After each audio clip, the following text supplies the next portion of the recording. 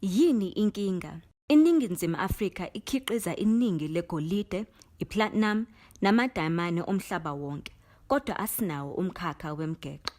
Lokhu kuchaza ukuthi sithumela izithako zemvelo emazweni aphesheya ukuze bayisebenzise benze imigexo bese basidayisela. Yini okudala lento? Uhulumeni wekoloni laseBrithani wadlulisa umthetho owavimbela abantu ukuba negolide namadayimane angakavunwa. Uhulumeni wobandlululo wayigcina lemthetho. Lemthetho isamile namanje. Sinendlela eyodwa yokuthenga igolide eliyiqiniso kwiKrugerrands, kodwa kubiza ukudlula intengo yegolide phesheya.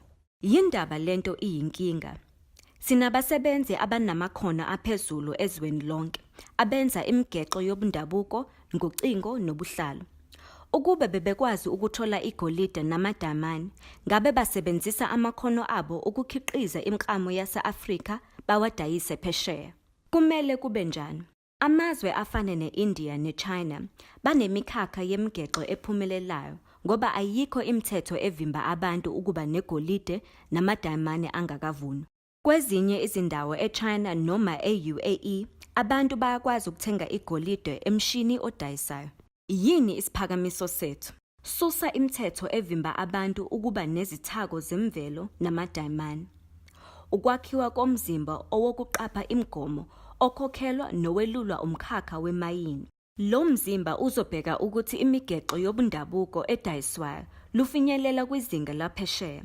Lo mzimba uzodayisa lemigexo emhlabeni wonke jikelele. Yini intengo yalento?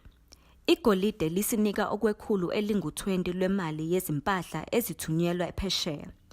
Ukungayihambisi phesheya kwehlisa imali ekhokhwayo. Kodwa, igolide elethu elithunyelwa phesheya esiwumgexo lizongenisa imali eningi yaphesheya kunemali yegolide engakavunwa. Wena sitshele inkinga, thina sizokutshela ukuthi ulungise kanjani.